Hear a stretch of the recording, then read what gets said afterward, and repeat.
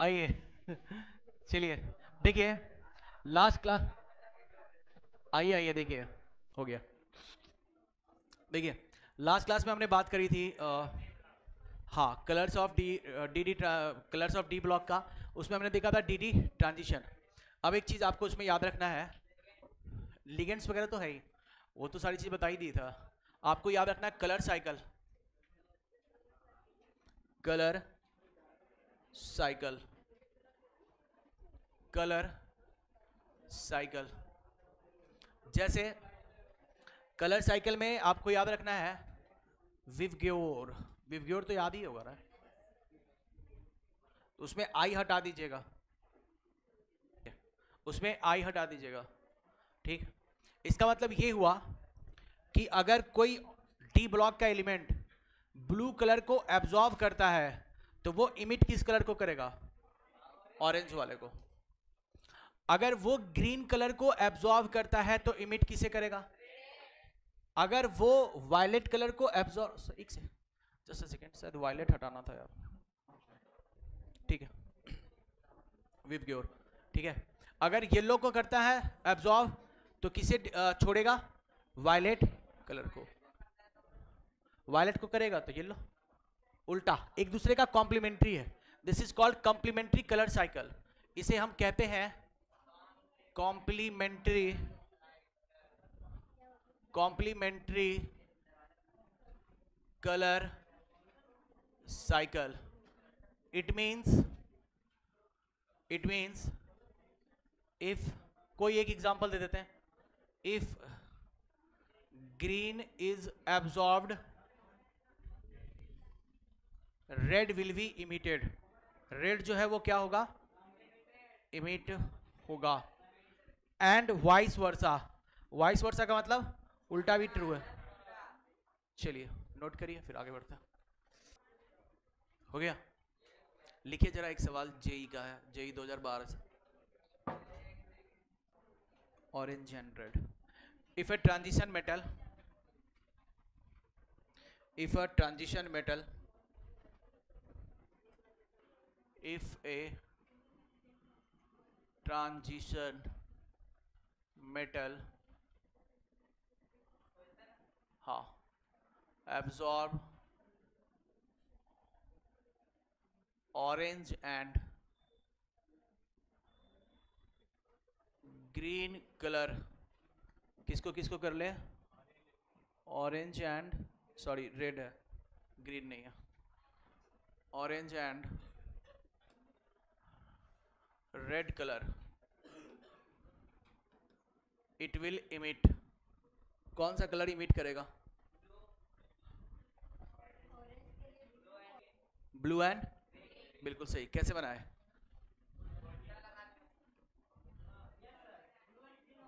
है ना? तो अगर ऑरेंज और रेड हो रहा है मतलब ये रीजन हो रहा है, और अगर ये रीजन है तो यानी ब्लू और ग्रीन।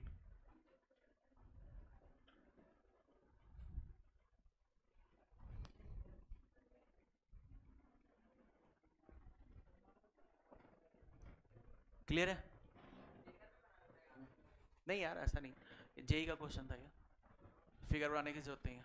बस आपसे ये पूछा गया था ना कि आप तो ये बता दें कि कौन सा कलर निकलेगा, है ना? उसने सवाल ये था कि ऑरेंज और रेड के बीच का एब्जॉर्ब हो रहा है, मतलब ये वाला रीजन। तो जो कलर निकलेगा वो किस रीजन में होगा? मतलब ये वाला रीजन। बात समझ में आई? क्लियर है? चलिए, तो हमारा डी डी ट्रांजिशन यहाँ पे समाप्त होता है। अब हम लोग बढ़ते हैं आगे और नेक्स्ट हमें पढ़ना है charge transfer spectra. Charge transfer spectra या ligand to metal charge transfer. ठीक है, हेडलाइन दीजिए, ligand to metal charge transfer. Ligand to metal, ligand to metal charge transfer. Second है ना, कलर शो करने का सेकेंड तरीका क्या था हमारा? LMCT, है ना, जिसे आप कहते हैं ligand to metal charge transfer.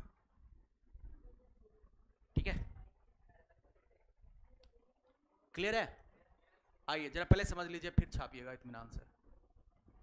अगर आप कुछ सब्जेक्ट्स को देखें, मतलब कुछ दुष्ट एलिमेंट्स कंपाउंड्स को, है ना, ये दुष्ट इसलिए हैं क्योंकि इनकी वजह से आपका सिलेबस बढ़ गया, वरना काम चल जाता आपका।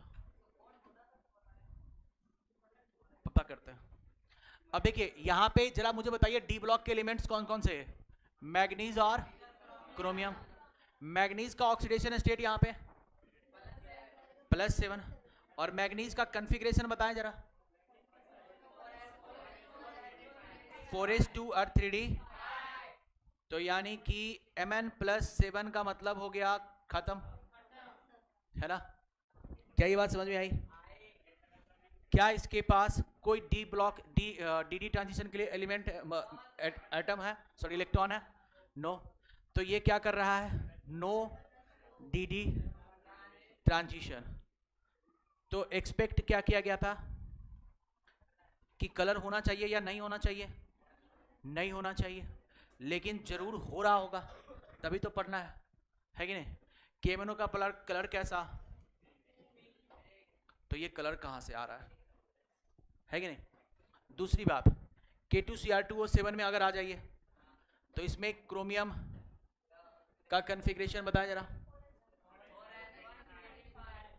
4s1 और 3d, और ऑक्सीडेशन नंबर +6, ठीक है?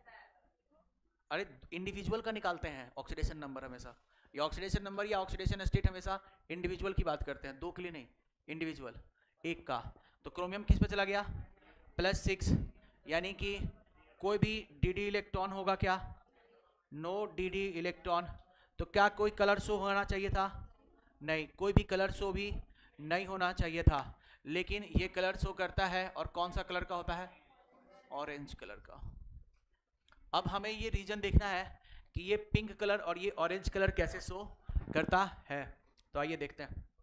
अगर हम देखें गौर से KMnO4 को, किसको?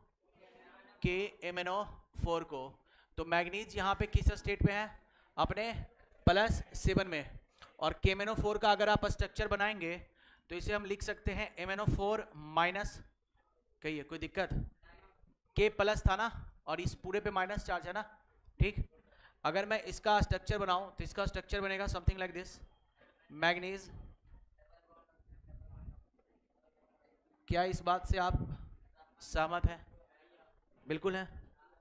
होता क्या है, इसमें कलर क्यों शो कर रहा है, इस बात को हमें एक्सप्लेन करना है। तो इसके लिए जरा देखिए, होता क्या है कि जैसे ही मैग्नीज अपने हाईएस्ट ऑक्सीडेशन स्टेट पे आता है, मैग्नीज कहां जाता है? हाईएस्ट ऑक्सीडेशन स्टेट पे, तो कैटायन का साइज छोटा या ज्यादा बड़ा? कैटायन का साइज बड़ा कि छोटा? कैटायन का साइज बड़ा या छोटा? अगर हाईएस्ट ऑक्सीडेशन स्टेट है तो साइज छोटा होगा कि बड़ा होगा? साइज छोटा होगा ना यार। हाँ, मैग्नीज अगर +7 में आ गया तो इसका मतलब है कि 4s2 खत्म और 3d5 भी खत्म। तो भाई साहब n बराबर 1, n बराबर 2, n बराबर 3, n बराबर 4, तो n बराबर 4 तो खत्म हो गया ना, n बराबर 4 तो आपका खत्म हो गया। क्यों? क्योंकि 4s2 समाप्त हो चुका है, तो साइज तो छोटा हो गया ना। यानी कि अगर कोई अपने मैक्सिमम ऑक्सीडेशन स्टेट पे है तो उसका साइज कैसा होगा? छोटा होगा, है ना? तो मैं यहां पे लिखूंगा here manganese shows maximum oxidation state that is +7. Now the size of cation will be smaller. अब जरा ये बता दीजिए कैटायन का साइज छोटा होने से क्या होगा?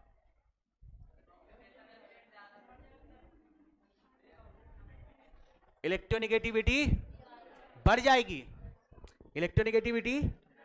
जाएगी, और अगर इलेक्ट्रोनेगेटिविटी बढ़ जाएगी तो फाइनली क्या होगा? जरा आप देखिएगा, ऑक्सीजन ज्यादा इलेक्ट्रोनेगेटिव है किससे? मैग्नीज से। लेकिन चूंकि मैग्नीज की इलेक्ट्रोनेगेटिविटी अगर बढ़ गई है तो अब ये इलेक्ट्रॉन छीन लेगा, और किससे छीन लेगा? अपने बगल वाले ऑक्सीजन से इलेक्ट्रॉन मोमेंटरली छीन लेगा, है ना। ये मतलब वो बात हो गई कि आपके पास 10 रुपए थे, आपसे किसी ने 10 रुपए भी मांग लिए, तो अब तो आप एकदम मारपीट पे उतारू हो जाएंगे ना, है ना। 2 किडनी था, दोनों किडनी छीन लिया गया, तो अब तो आप मारपीट ही करेंगे, ठीक है। अरे एक एग्जाम्पल दे रहा हूं, ठीक है।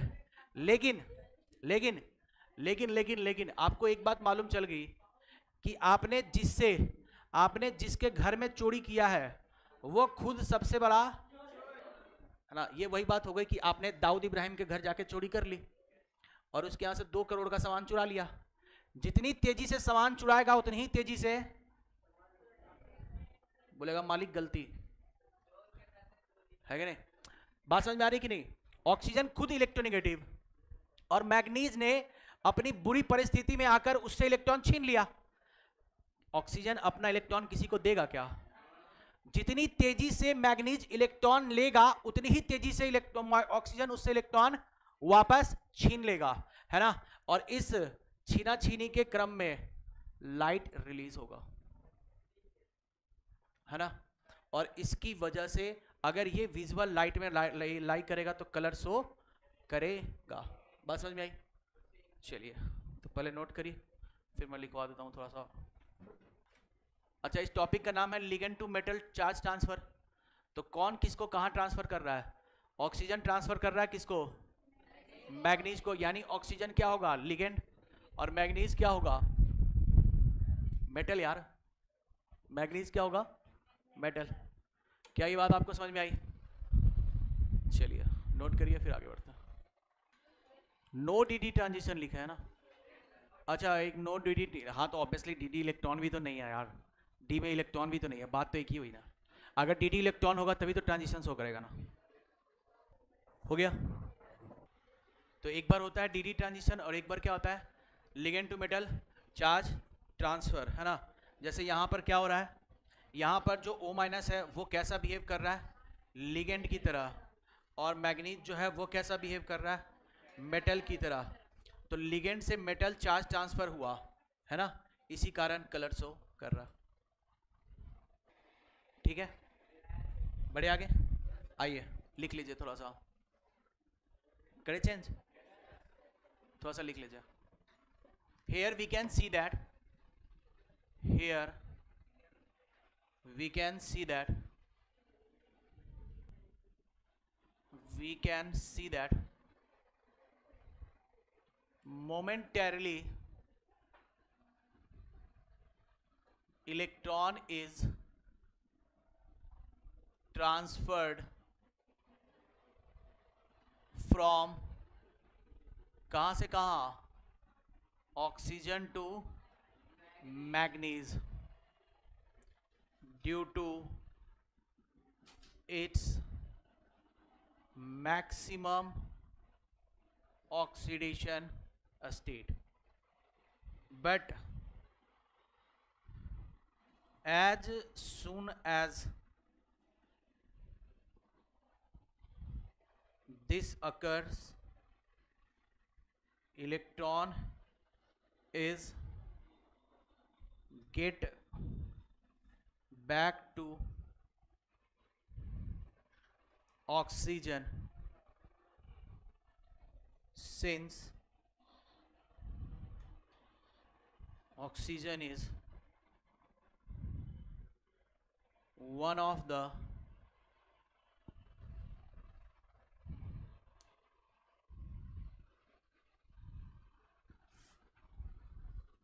most electronegative atom. Due to this transfer,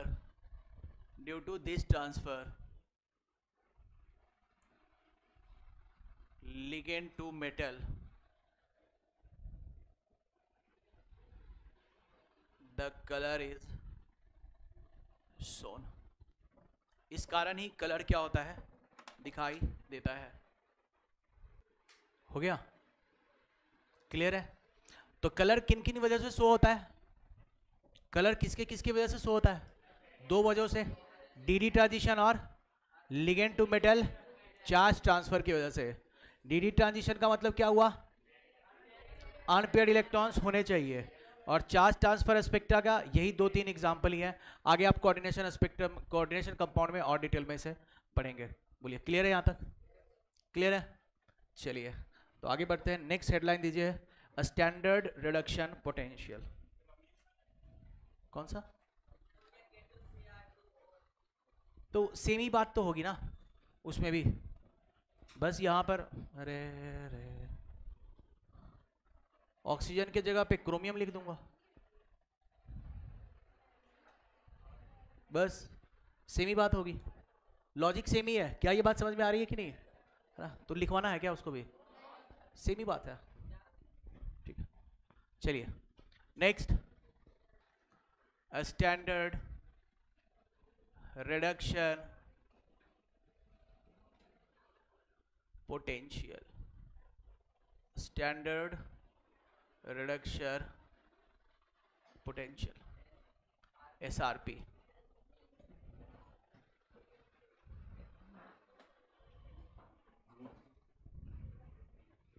इसको इलेक्ट्रोड कर लीजिएगा, सॉरी रिडक्शन की जगह पे।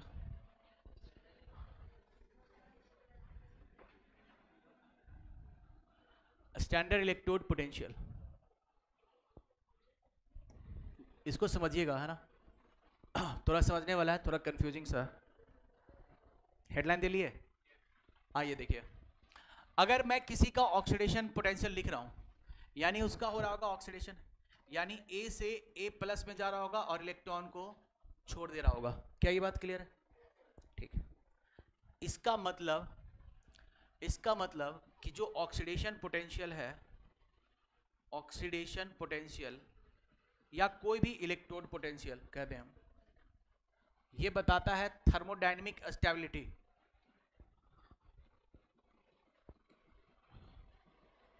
Electrode potential tells about thermodynamic कैसे बताता है मैं बता रहा हूं, स्टेबिलिटी ऑफ एनी कंपाउंड, किसी भी कंपाउंड का थर्मोडायनेमिक स्टेबिलिटी बताता है। कैसे बोल रहे हैं हम, देखिए जरा। मान लीजिए कि अगर कोई ए मेटल था और वो ऑक्सीडाइज होकर कहाँ चला गया है, और इलेक्ट्रॉन, अब ए मेटल जो है वो ऑक्सीडाइज होकर अगर उसने इलेक्ट्रॉन छोड़े हैं, तो यानी कि अगर मेटल का आपने सॉलिड पीस उठाया, जैसे आयरन को उठाया, तो आयरन को आप सबसे पहले गरम करेंगे और आयरन को सेपरेट करेंगे, तो यानी कि आप मेटल को किस में चेंज करेंगे, गैसियस स्टेट में। एटम्स तो आपको कहाँ प्राप्त होंगे, गैसियस स्टेट में, है कि नहीं? एटम्स आपको कहां पे मिलेंगे, गैसियस स्टेट में। फिर इस गैसियस स्टेट से आप इलेक्ट्रॉन निकाल लेंगे और वापस अगर आपको ध्यान हो कौन सा, तो ये लिक्विड स्टेट में था। जैसे याद है मैंने ऑक्सीडेशन पोटेंशियल जो बताया था, तो मैंने कहा था मेटल्स इलेक्ट्रॉन छोड़ेंगे और उसके बाद यहाँ पर जो इलेक्ट्रॉन्स डिपॉजिट होते चले जाएंगे और यहाँ पे प्लस चार्ज आएगा, ये प्लस और ये माइनस, ये प्लस और इस माइनस की वजह से क्या आएगा, एक पोटेंशियल आएगा। क्या ये बात याद आ रही है? बोलो यार। वेरी सिमिलर टू दैट, एकदम उसी की तरह आप मेटल को सबसे पहले गर्म करेंगे और उसको कहां तक लेके आएंगे, गैसियस स्टेट तक, और उस गैसियस स्टेट से क्या निकालेंगे, इलेक्ट्रॉन निकालेंगे, और फिर उसको पानी से सराउंडेड कर देंगे, तभी तो लिक्विड स्टेट में आएगा ना। बोलो आएगा कि नहीं? यानी कि टोटल कितना स्टेप यहां पे फॉलो हो रहा है, जरा बताओ कितने स्टेप फॉलो हो रहे हैं? 3 स्टेप। पहला स्टेप ये है, फर्स्ट स्टेप, और इसमें आप क्या कर रहे हैं, मेटल को कहां से कहां लेके आ रहे हैं, गैसेस स्टेट में। इसे आप क्या बोलते हैं, डेलेच सब्लिमेशन, सब्लिमेशन ही बोलेंगे ना।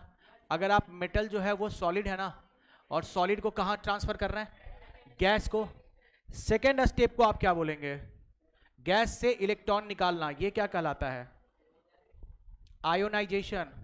याद आया, आप गैस को क्या कर रहे हैं, आयोनाइज कर रहे हैं, और फिर जो गैस निकला उसको पानी से सराउंडेड करके हाइड्रेशन एनर्जी का यूज करते हुए आप उसको लिक्विड स्टेट में लेकर आ रहे हैं। क्या ये बात समझ में आई? यानी कि अगर मैं किसी का ऑक्सीडेशन पोटेंशियल देखता हूं तो मैं ये कहूंगा कि वो मेटल से जा रहा है लिक्विड स्टेट में, लेकिन एक्चुअली में ये 3 स्टेप को फॉलो करते हुए जा रहा है। पहले स्टेप में ये खुद को सब्लिमेट कर रहा है, दूसरे स्टेट में ये आयोनाइज कर रहा है, और तीसरे स्टेट में हाइड्रेशन एनर्जी को यूज कर रहा है। यानी कि जो ऑक्सीडेशन टर्म है वो एक्चुअल में 3 चीजों का सम है ना। किन चीजों का सम है? 3 चीजों का सम है। Here the oxidation potential is the sum of, किन किन चीजों का सम है, del H sublimation, del H sublimation, और फिर डेल एच आयोनाइजेशन, और फिर हाइड्रेशन, है ना। यानी कि हमें अगर किसी का ऑक्सीडेशन स्टेट का स्टेबिलिटी देखना है, या किसी को थर्मोडायनेमिक स्टेबल होगा या नहीं स्टेबल होगा ये बताना है, तो हमें 3 चीजें देखनी पड़ेंगी। हम इन तीनों चीजों से बचने के लिए डायरेक्ट क्या देख लेते हैं, ऑक्सीडेशन पोटेंशियल। डायरेक्ट क्या देख लेते हैं, ऑक्सीडेशन पोटेंशियल। तो पहला ये बात आपको समझ में आया? क्या ये बात समझ में आई? अब जरा देखिए इंपॉर्टेंट बात, फिर जैसे ही ऑक्सीडेशन पोटेंशियल इन तीनों का सम हुआ, so to avoid the complicated solutions, the complicated terms, we usually refer electrode potential. हम डायरेक्टली किसको रेफर कर देते हैं, यानी हम या तो रिडक्शन पोटेंशियल देख लेंगे या तो ऑक्सीडेशन पोटेंशियल देख लेंगे, हमारा काम उसी से चल जाएगा, है कि नहीं? ठीक। अब इसका डी ब्लॉक में क्या यूज है, इन डी ब्लॉक, और उसमें भी specially 3D series, all metals shows negative ERP. कैसी ईआरपी रहती है इनकी? ईआरपी का मतलब इलेक्ट्रोड रिडक्शन पोटेंशियल, याद आ रहा है? हाँ, स्टैंडर्ड इलेक्ट्रोड रिडक्शन पोटेंशियल। ठीक। अब अगर आपको याद हो तो लिथियम, हाइड्रोजन और फ्लोरीन, हाइड्रोजन का और लिथियम का निगेटिव में मैक्सिमम, और फ्लोरीन का पॉजिटिव में मैक्सिमम। अब देखिए हमने क्या लिखा है यहां पे, in D block 3D series all metal show negative ERP except copper.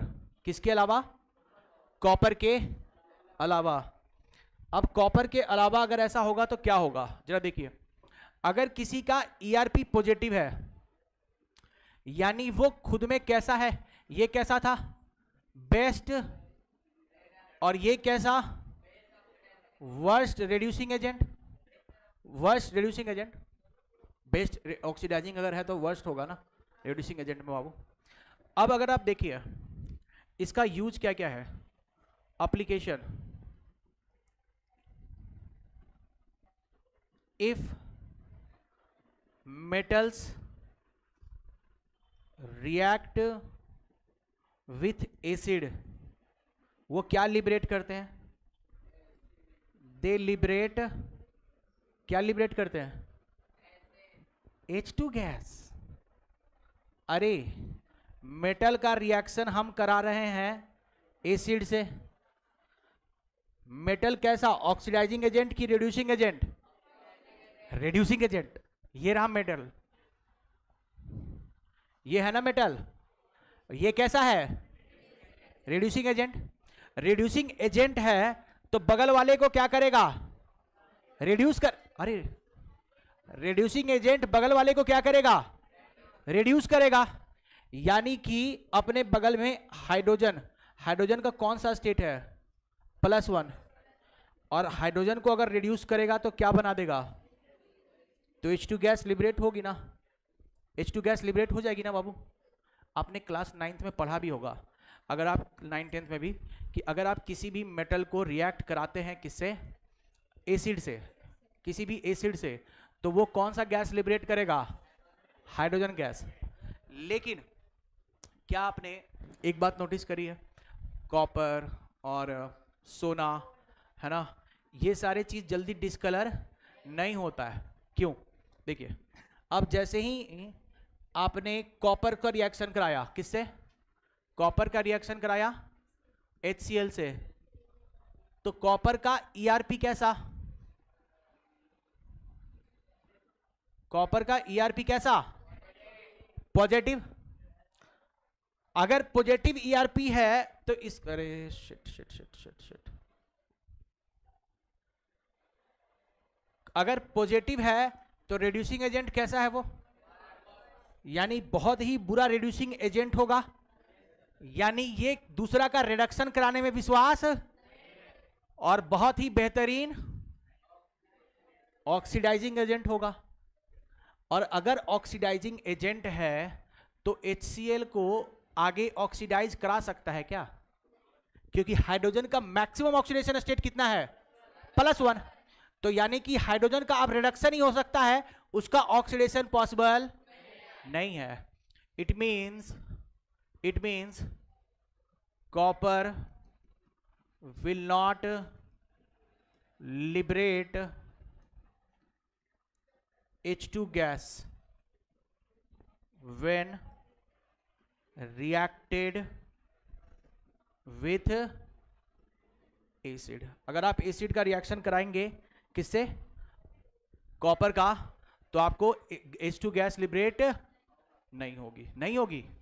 क्या ये बात समझ में आई, कैसे नहीं हो रही है, सबका सब मेटल का ERP कैसा, निगेटिव की पॉजिटिव, निगेटिव। और अगर निगेटिव ERP तो इसका मतलब बेहतरीन कौन सा, वो रिड्यूसिंग एजेंट, यानी सामने वाला को रिड्यूस कर देगा, यानी हाइड्रोजन को +1 से कहां पे लेके चला जाएगा, 0 में। देखिए यहां पर हाइड्रोजन को +1 से 0 लेके गया है ना, ये +1 था ना, और यहां 0 है ना, यानी हाइड्रोजन को रिड्यूस किया है ना। लेकिन अगर किसी का ERP पॉजिटिव तो इसका मतलब रिड्यूसिंग एजेंट नहीं है, और अगर रिड्यूसिंग एजेंट नहीं है तो रिड्यूस नहीं करेगा, तो यानी कि एसिड के साथ रिएक्ट करके H2 गैस लिबरेट नहीं करेगा। क्या ये बात क्लियर है, चलिए इसको बोलेंगे ना, ये तो रिड्यूसिंग एजेंट है ना, रिड्यूसिंग एजेंट दूसरे का रिडक्शन कराता है, तो ये दूसरे का करा रहा है ना, हाइड्रोजन का करा रहा है ना रिडक्शन, तो यानी कि ये रिड्यूसिंग एजेंट होगा ना। लेकिन कॉपर कैसा है, ऑक्सीडाइजिंग एजेंट, तो ये हाइड्रोजन का रिडक्शन करा पाएगा, तो यानी +1 से 0 नहीं भेज पाएगा। अब ठीक है, क्लियर है, बात समझ में आई क्या, चलिए आइए नोट करें फिर आगे बढ़ते हैं। हो गया, चिरकोविक इफेक्ट का नाम सुना, चिरकोविक इफेक्ट का, energy can be transform into mass and mass can be transform into, कौन सा फॉर्मूला, E = mc²।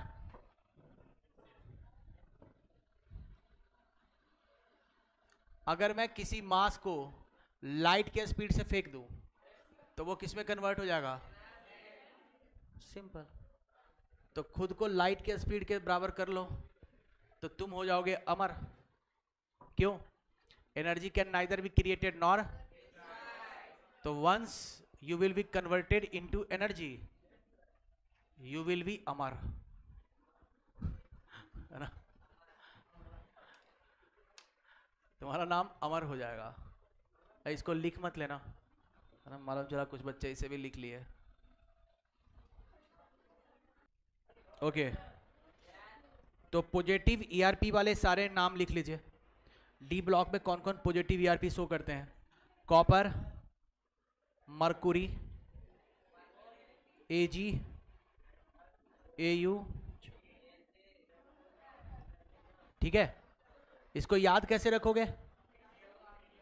अरे छापा, छापा, copper, mercury, Ag, Pt, Au, छापा। Au मतलब गोल्ड, Ag सिल्वर हुआ, आर्जेंटाइट, ठीक है। ये सारे के सारे क्या है? पॉजिटिव ईआरपी शो करते हैं डी ब्लॉक में, तो याद रखिएगा। तो अगर आपसे सवाल कैसे पूछा जाएगा? घुमा के इनमें से किसी एक को दे दिया जाएगा, जैसे दे देगा सिल्वर, और पूछा जाएगा विल इट लिबरेट हाइड्रोजन और नॉट विथ एसिड, करेगा या नहीं करेगा? क्योंकि पॉजिटिव ईआरपी है, ठीक है। हो गया? क्लियर है? क्लियर, ठीक है। तो एक बार यहां तक सारी कॉपी पलट लीजिए डी ब्लॉक का, क्योंकि इसके बाद हमें पढ़ेंगे प्रॉपर्टीज ऑफ डी ब्लॉक, और उसके बाद 2 टॉपिक, फिर डी ब्लॉक समाप्त हो जाएगा, फिर आएंगे एफ ब्लॉक पे। तो आप पहले सारे डाउट्स क्लियर कर लीजिए, एक बार कॉपी पलट लीजिए यहां से यहां तक, और बताइए कि जीवन में कोई डाउट, कोई संख्या, कोई शंका, कोई समस्या, तो उसका समाधान किया जाएगा।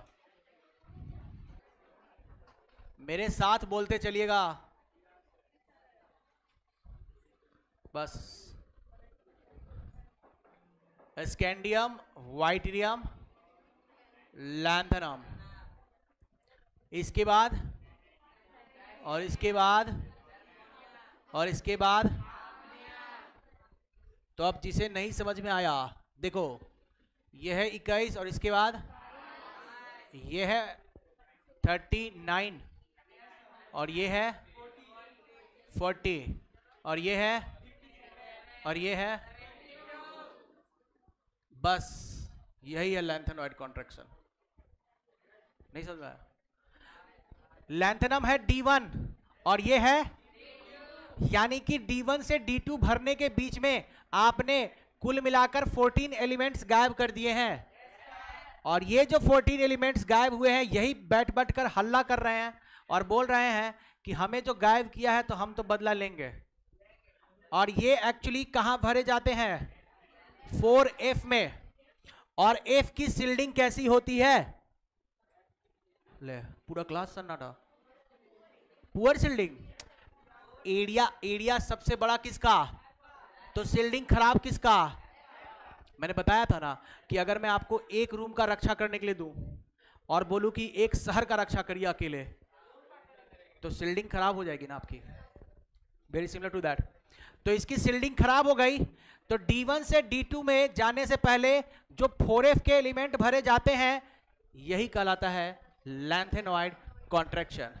और पुअर सील्डिंग के कारण जेड इफेक्टिव की वैल्यू बढ़ जाती है, और जेड इफेक्टिव का वैल्यू बढ़ा यानी कि अट्रैक्शन बढ़ा, और अट्रैक्शन बढ़ा तो रेडियस, यही है। अब समझ में आया? और किसी को कोई डाउट है तो पूछे, बोलो। और कोई डाउट इधर? क्या कोई डाउट है आपके प्रश्न दिमाग में, या कोई खुराफात आ रहा हो? सर डी ब्लॉक को डी ब्लॉक ही क्यों कहते हैं, है ना? एच ब्लॉक क्यों नहीं कह देते हैं, है ना? क्या मैग्नेटिक नेचर? देखो, अगर कोई चार्ज पार्टिकल घूम रहा है तो उसके जीवन में 2 चीजें आएंगी, एक इलेक्ट्रिक फील्ड और दूसरा। लेकिन अगर कोई चार्ज पार्टिकल शांति से बैठा है तो सिर्फ और सिर्फ क्या आएगा? तो इलेक्ट्रॉन शांति से बैठा है कि घूम रहा है? यानी कि इलेक्ट्रॉन हर जगह मैग्नेटिक फील्ड पैदा करते चलेगा। अब बात है कि इलेक्ट्रॉन मैग्नेटिक फील्ड तब करेगा क्रिएट जब वो बाबू अकेले होगा, क्योंकि अगर ऑर्बिटल में इसके साथ एक और होगा जो कि उल्टा डायरेक्शन में होगा तो वो उल्टा फोर्स लगा रहा होगा, और आपस में दोनों फोर्स क्या हो जाएंगे? कैंसल। यानी कि अगर पेयर्ड इलेक्ट्रॉन है तो वो मैग्नेटिक फील्ड प्रोड्यूस, यानी मैग्नेटिक फील्ड कौन प्रोड्यूस करेगा? अनपेयर्ड। और मैग्नेटिक फील्ड को हम किसके में मेजर करते हैं? मैग्नेटिक मोमेंट, और इसका यूनिट क्या होता है? डबाई, डेबाई, ठीक है, ई नहीं होता, डेबी, डेबी डेबी जो भी है, ठीक है। अब इसका फॉर्मूला क्या होता है? छोड़ो यार, इसी को यूज करता है। म्यू का फॉर्मूला क्या होता है? और यहां पे एन क्या है? अनपेयर्ड इलेक्ट्रॉन्स, और यूनिट क्या होगा? तो बस धमाधम धमाधम निकालते चलो, ठीक है।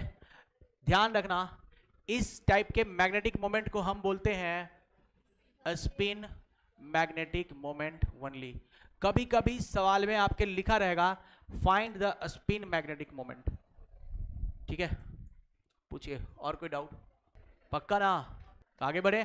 तो आइए इसी खुशी में आगे बढ़ते हैं, और हेडलाइन चेंज करिए और लिखिए फटाक से, प्रॉपर्टीज ऑफ डी ब्लॉक।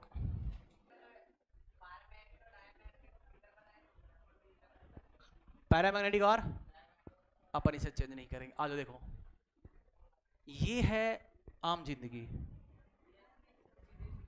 यानी आम मैग्नेटिक लाइंस, जो बेचारी सीधी सादी हैं एकदम, गौ है ना, एकदम सीधा। जीवन में सीधा चलना है, कभी किसी से टकराना। लेकिन इसको मिल गया आपके जैसा दोस्त, तो इन्होंने कर लिया रास्ता चेंज, बोला धत तेरी की, है ना, ठीक है।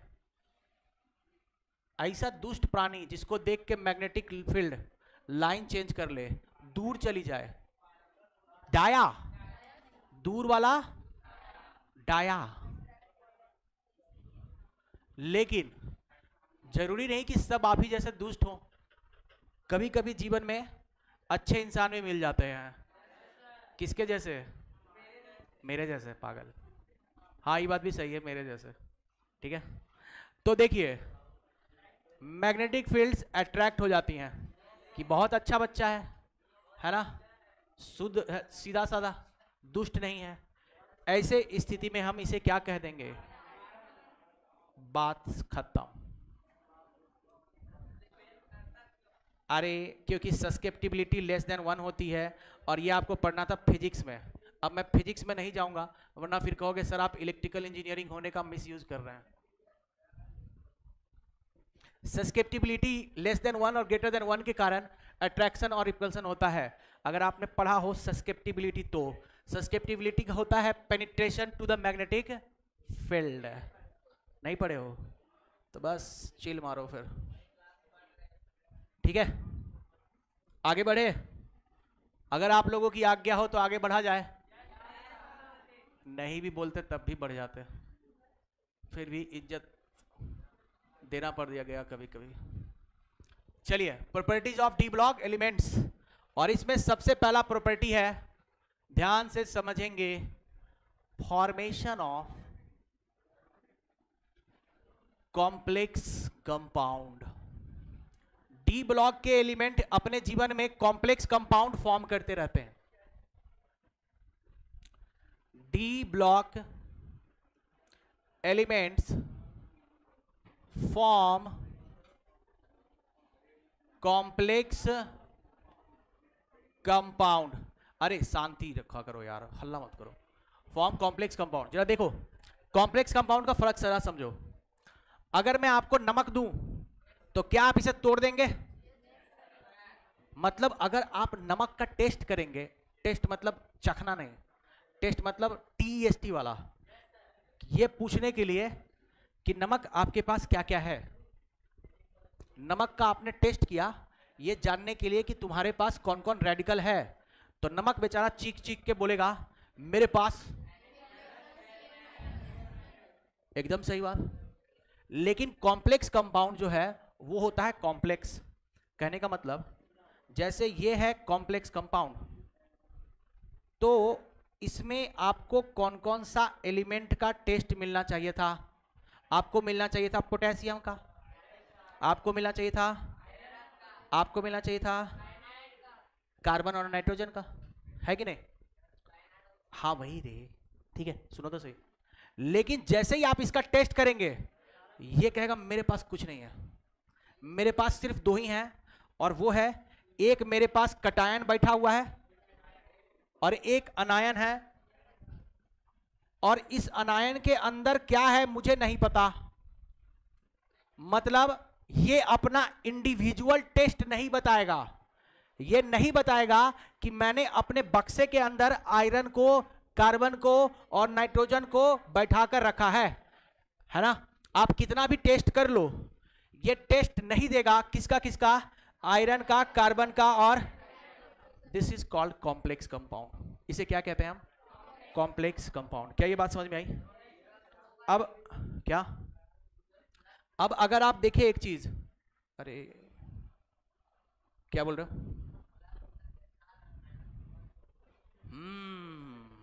बात तो सही है। अरे इसका ऑक्सीडेशन स्टेट निकालोगे ना, निकालो जरा, चार्ज बैलेंस मिलेगा, +-4i मिलेगा, 0 मिलेगा। वो अपन कॉम्प्लेक्स पढ़ाएंगे ना तो बात करेंगे उस पर, ठीक है बाबू। अभी आप बस इतना देखिए, कॉम्प्लेक्स कंपाउंड में इंडिविजुअल टेस्ट, यानी कि वो अपने अंदर छुपा के रखे रहता है, और उसने अपने अंदर किसको छुपा के रखा है ये नहीं बताएगा। और ये काम सिर्फ और सिर्फ कौन कर रहा है? जैसे यहां पे आपको दिख रहा है, ये यही छुपा के रखे हुए हैं। एक्चुअली में ये आयरन कुछ इस तरीके से है, Cn के साथ बॉन्ड बनाए हुए हैं, और Cn being a ligand iron को इलेक्ट्रॉन दिए हुए है, 6 है ना। तो आयरन कहेगा कि हमें नहीं पता कौन है, और आयरन के साथ जबकि कार्बन और नाइट्रोजन सब है, इसे कुछ नहीं पता, बस इसे इतना पता है एक पॉजिटिव है और एक नेगेटिव है। ठीक है, क्लियर है? ओके। अब जरा मैं थोड़ा सा एक चीज बता दूं यहां पे ताकि आपको समझ में आए।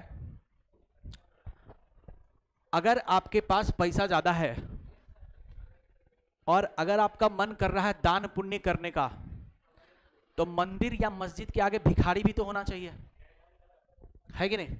अगर मंदिर या मस्जिद के आगे कोई भिखारी नहीं है तो दान पुण्य घर खटखटा के थोड़ी दोगे किसी को। Cn के पास इलेक्ट्रॉन बहुत ज्यादा, ये इलेक्ट्रॉन किसे दे रहा है? और आयरन कितना बॉन्ड बना रहा है? अपने, मतलब बुरा मत मानना, अपनी औकात से काफी ज्यादा। ऐसा क्या बात हो गया कि आयरन ऐसा जुल्म मचा रखा है? आइए यहीं पे समझ लेते हैं। नहीं, मिटाना पड़ेगा पूरा। चलो नेक्स्ट पेज कर लेते हैं। आयरन का जरा मुझे ये बता दे इलेक्ट्रॉनिक कॉन्फ़िगरेशन। हाँ हाँ, 4s2 3d6। कितने जगह इसके पास खाली है?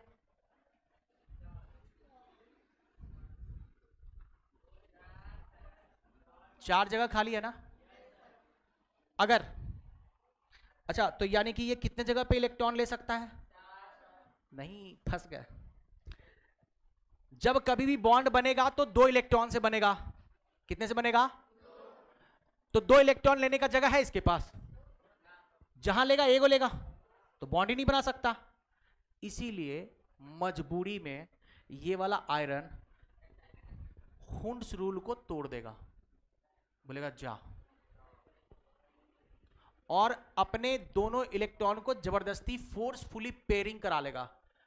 हुंड्स रूल ही कहता था ना, हर ऑर्बिटल में कितने भरेंगे आप? पहले 1 1 1, और फिर आप पेयरिंग करवाएंगे। अब कितने खाली दिख रहे हैं आपको? तो अब यहां पे 2 बॉन्ड बना लेगा, है ना। बाकी 4 ये 4p का भी यूज करेगा, वो अपन आगे समझेंगे कोऑर्डिनेशन कंपाउंड में। क्या ये बात क्लियर हुआ? यानी कि ये कोऑर्डिनेशन कंपाउंड क्यों बना पा रहा है? It is forming coordination compound, coordination compound 3 वजहों से। पहला, इसका साइज स्मॉल है तो थोड़ी सी इलेक्ट्रोनेगेटिविटी ज्यादा हो जाएगी। दूसरा, इसका आयोनाइजेशन इंथैल्पी हाई है। आयोनाइजेशन इंथैल्पी अगर हाई है तो ये इलेक्ट्रॉन देने में नहीं बल्कि और तीसरा they have vacant d orbitals. क्या आप एक चीज देख पा रहे हैं, अगर इसके पास वैकेंट डी ऑर्बिटल ही नहीं होता तो ये बॉन्ड बना पाता क्या? यानी वैकेंट डी ऑर्बिटल का प्रेजेंस काफी जरूरी है ना। कोऑर्डिनेशन कंपाउंड बनाने के लिए वैकेंट डी ऑर्बिटल का होना काफी जरूरी है। क्या ये बात समझ में आई? क्लियर है? चलिए, तो इसी के साथ इसे नोट करें, फिर आगे बढ़ते हैं। कौन सा बॉन्ड? एक इलेक्ट्रॉन से कभी भी कोई बॉन्ड नहीं बनता, पहली बात। तो वो फिर तो कोवलेंट बॉन्ड हो गया ना। तो कोवलेंट बॉन्ड नहीं है ना, ये तो कोऑर्डिनेट बॉन्ड है ना बाबू। इसमें साइनाइड अपना पेयर देगा, और किसको? आयरन को। तो ये तो कोऑर्डिनेट बॉन्ड है ना बाबू। हाँ, और अच्छा, अगर कोई पेयर दे रहा है तो आपके पास खाली कटोरा भी तो होना चाहिए ना भीख लेने के लिए। मतलब अगर बगल में किसी ने बिरयानी बनाई और आपको मन कर रहा है कि लेके आए, तो हाथ में थोड़ी मांगिएगा, कुछ चीज तो चाहिए ना। नहीं नहीं नहीं, ऐसे तो तुम कहोगे तो फिर तुम खुद ही बना लो। बगल वाला फिर कहेगा एक काम करिए आप खुद ही बना लीजिए, बना लेना फिर, कहानी का। बोलिए, क्या ये बात आपको समझ में आई? तो पहली प्रॉपर्टी है डी ब्लॉक की कि वो अपने जीवन में कॉम्प्लेक्स कंपाउंड बनाता है। और ऐसा क्यों करता है? Small size, high ionisation, enthalpy, और तीसरा availability of vacant d orbitals, है ना। जैसे एस ब्लॉक के एलिमेंट या पी ब्लॉक के एलिमेंट ऐसा नहीं कर सकते, क्योंकि उनके पास डी ऑर्बिटल्स खाली है ही नहीं। ठीक है, चलिए जल्दी जल्दी छापिए एकदम, फिर आगे बढ़ा जाए। हो गया? शाबाश, नाम रोशन कर दिए तुम लोग। कहते हैं जैसा आचरण करिएगा वैसे ही बनिएगा, ऐसा कहते हैं। तो अगर आप सब्जी वाला लोग की तरह बिहेव करिएगा, आलू 40 रुपए, आलू 40 रुपए, आलू 40 रुपए, तो पक्का सब्जी ही बेचिएगा। तो ऐसे कर्म ना करें, है कि नहीं? वरना मेरा तो क्या है, मेरा तो फायदा ही हो जाएगा, है ना। मुझे पहचानोगे तो 5 रुपया तो डिस्काउंट दोगे ही। क्या? नहीं, आलू लेने जरूर आएंगे, तुम लोग बेचोगे तो बहुत महंगा बेचोगे। कहाँ का ब्रांड का आलू? चलो जल्दी लिखो, तेजी से लिखिए, फिर आगे भी बढ़ना। अच्छा टाइम हो गया ना। बोलिए, क्या यहां तक आपको समझ में आया मामला? कोई डाउट तो नहीं बाबू?